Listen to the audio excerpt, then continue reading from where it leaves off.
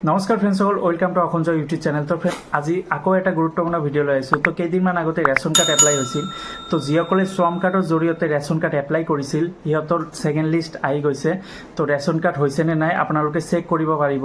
তো অনলাইনত কেনেদৰে চেক কৰিব এই ভিডিঅ'টো চাই আপোনালোকে গম পাই যাব।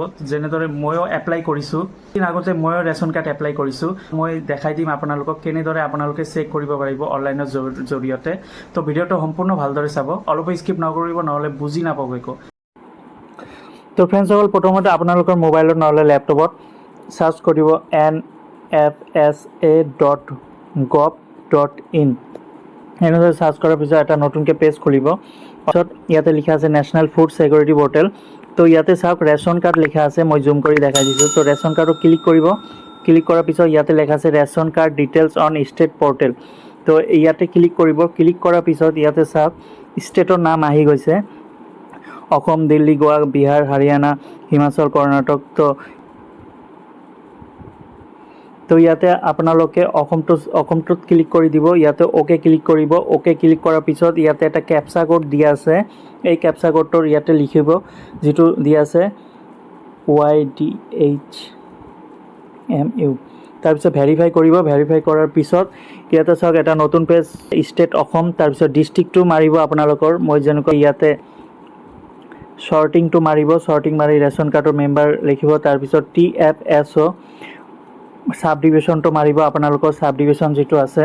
সাব ডিভিশ্যন মাৰাৰ পিছত তাৰপিছত ইয়াতে FPS অৰ্থাৎ আপুনি যেতিয়া এপ্লাই কৰিছিল আপোনাৰ দোকানদাৰ, ৰেচন কাৰ্ডৰ দোকানদাৰ যিটো হয়, এইটো ID আৰু এইটো কোড, যিটো নাম আৰু যিটো কোড থাকে সেই কোডটো ইয়াতে বিচাৰি ল'ব, যিটো আপুনি এপ্লাই কৰাৰ সময়ত দিছিলে।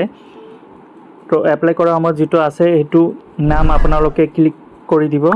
এইচটো ক্লিক কৰিব। ক্লিক কৰাৰ পিছত তাৰপিছত ইয়াত ক্লিক কৰাৰ পিছত ইয়াতে ষ্টেটাছ ক্লিক কৰি দিব যে ভেৰিফাই এণ্ড এপ্ৰুভ, ইয়াতে ক্লিক কৰি দিব। ক্লিক কৰাৰ পিছত তাৰপিছত ইয়াতে চাওক তলত লিখা আছে RC ষ্টেটাছ।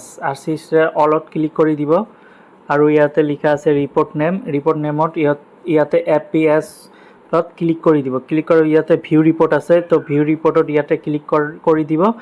ক্লিক কৰাৰ পিছত চাওক এনেদৰে ৰেচন কাৰ্ডৰ নাম তথা আধাৰ কাৰ্ড, UID। তো চাওক এনেদৰে পূৰা লিষ্টটো বাহিৰ হৈ গৈছে, যিসকলে এপ্লাই কৰিছে, যিসকলৰ নাম আহিছে, আৰু ইয়াতে ৰেচন কাৰ্ডৰো নাম দিয়া আছে। চাওক ইয়াতে লিখা আছে ৰেচন কাৰ্ড নাম্বাৰ, এইখিনি হৈছে ৰেচন কাৰ্ড নাম্বাৰ এইখিনি। আৰু ইয়াতে ষ্টেটাছ আছে, ইয়াতে ফেমিলি হেড, তাৰপিছত ইয়াতে মেম্বাৰ নেম ইন ইংলিছ।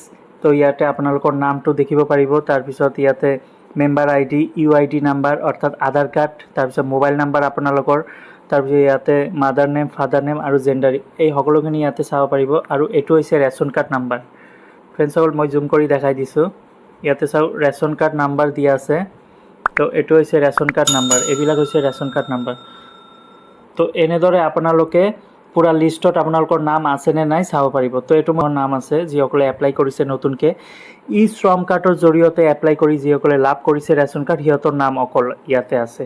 তো আপোনালোকে আপোনালোকৰ ডিষ্ট্ৰিক্টত যিসকলে এপ্লাই কৰিছে সেই সকলো নাম ইয়াতে দেখিব পাৰিব। তো ফ্ৰেণ্ডসকল আজিৰ ভিডিঅ'টো এইখিনি আছিল। যদি ভিডিঅ'টো ভাল লাগে লাইক আৰু নিজৰ বন্ধু বান্ধৱীসকলক শ্বেয়াৰ কৰি দিব। ধন্যবাদ।